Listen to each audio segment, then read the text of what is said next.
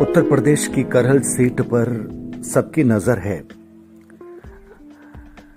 अखिलेश यादव पहली बार विधानसभा का चुनाव यहां से लड़ रहे हैं और उनका दावा था कि नॉमिनेशन भरने के बाद विनिंग सर्टिफिकेट लेने ही आऊंगा, लेकिन उसके बाद जो राजनीतिक समीकरण बदले, भारतीय जनता पार्टी ने एसपी बघेल साहब को उम्मीदवार बनाया और उसके बाद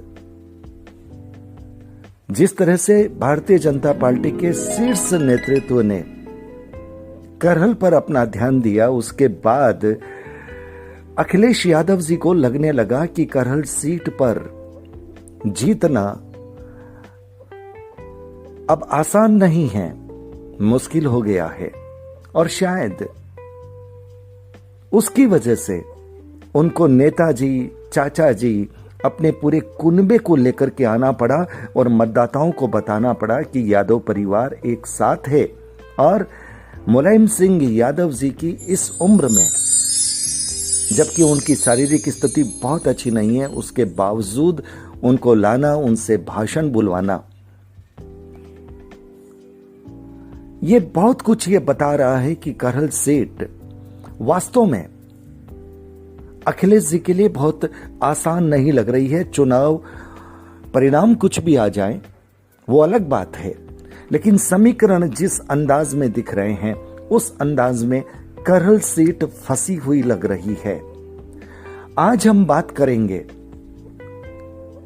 कि नेताजी मन से आए या लाए गए।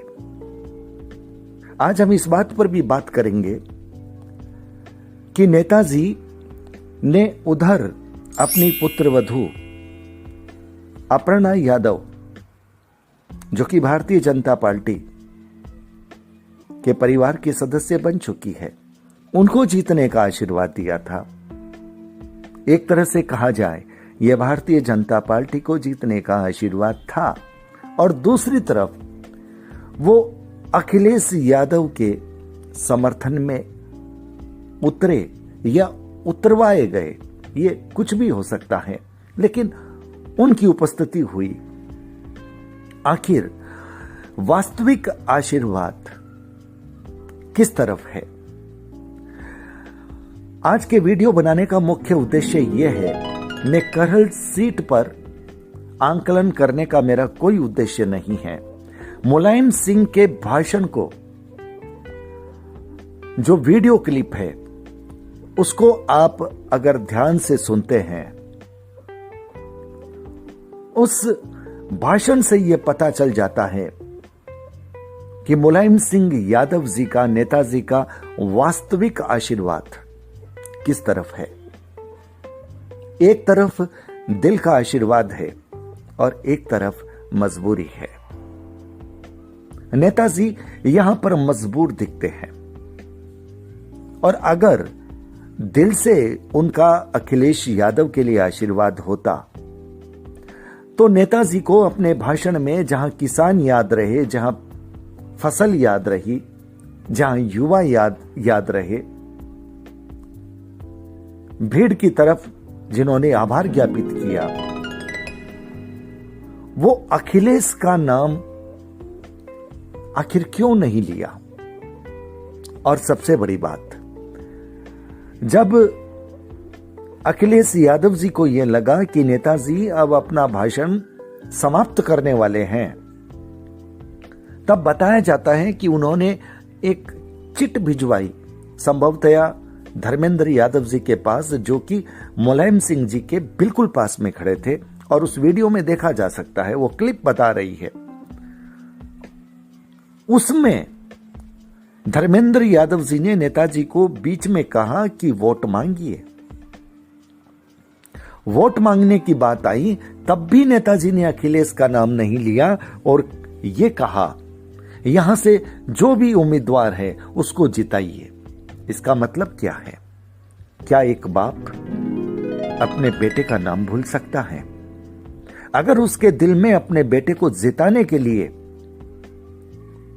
अगर वो ललक हो, अगर वो मन की याचना हो, भावना हो, कामना हो,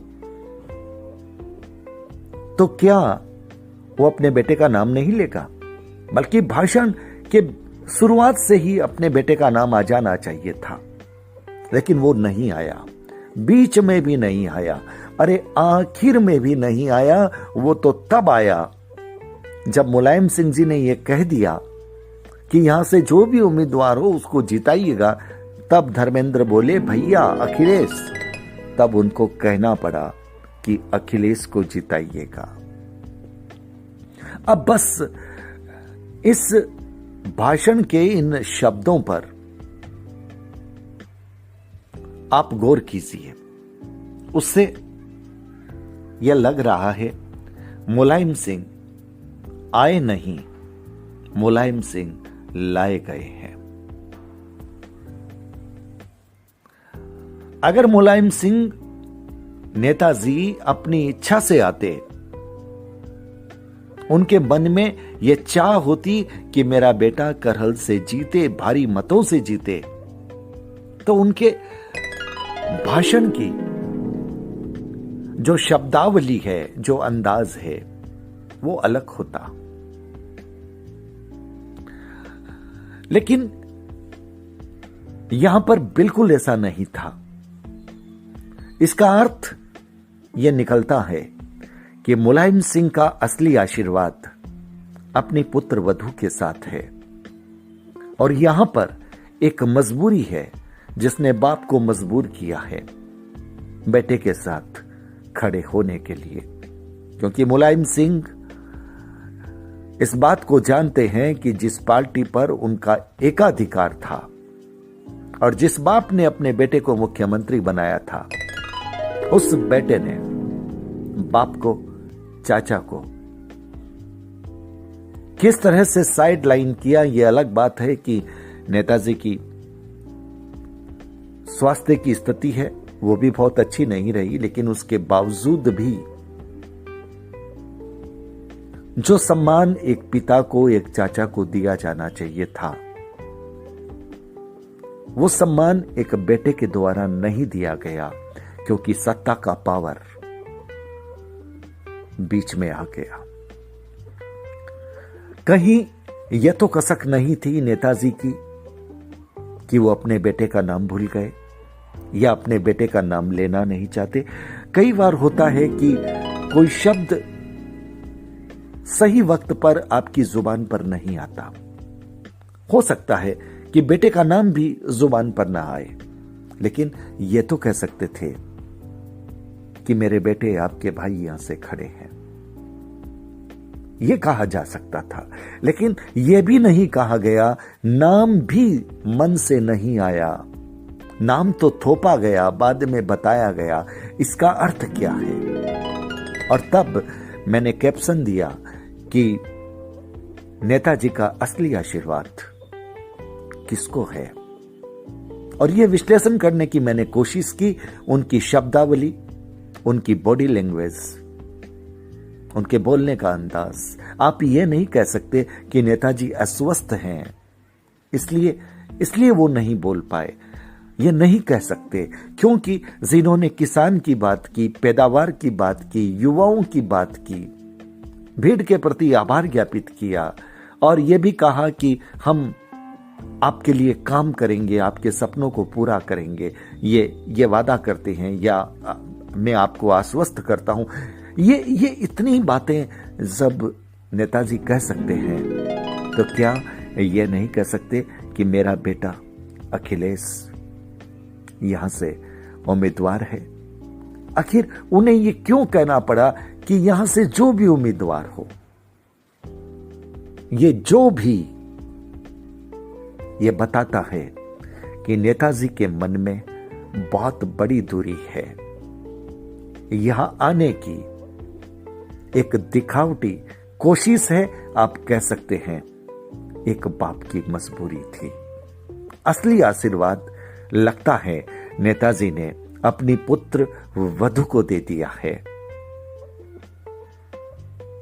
एक बात यह भी आ सकती है कि एक तरफ बेटा और दूसरी तरफ पर नेताजी के अपने शिष्य एसपी वाघेल साहब। और एसपी वाघेल साहब ने एक साक्षात्कार में यह कहा है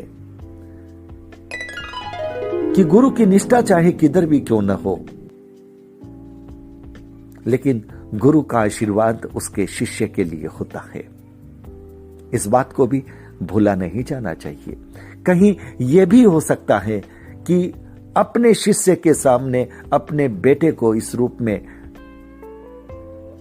खड़ा करने में, इस रूप में बेटे का नाम देने में, बेटे का समर्थन करने में नेताजी को हिचक हुई होगी, क्योंकि शिष्य ने गुरु के प्रति अपनी जो परंपरा है उसको दिल से निभाया है, और बेटा पिता और पुत्र के बीच की जो परंपरा है उसमें चूका है।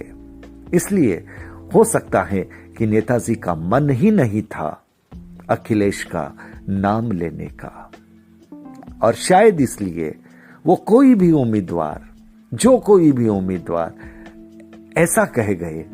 अखिलेश का नाम आखिर में उन्हें तब लेना पड़ा जब धर्मेंद्र यादव ने कहा, संभवतः धर्मेंद्र नाम है, मैं अगर भूल नहीं रहा हूं, नाम दूसरा भी हो सकता है, लेकिन वो नेताजी के बिल्कुल पास में खड़े थे, शायद अखिलेश जी के भाई हैं छोटे, तो उनको ये कहना पड़ा, बड़े भैया अखिलेश।